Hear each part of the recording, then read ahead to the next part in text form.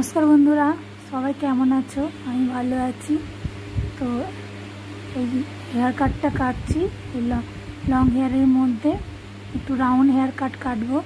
तो कास्टमार चुलटा निचटा खूबই हालका হয়ে গেছিল এবং কাস্টমারকে জিজ্ঞেস করলাম কতটা কাটবো।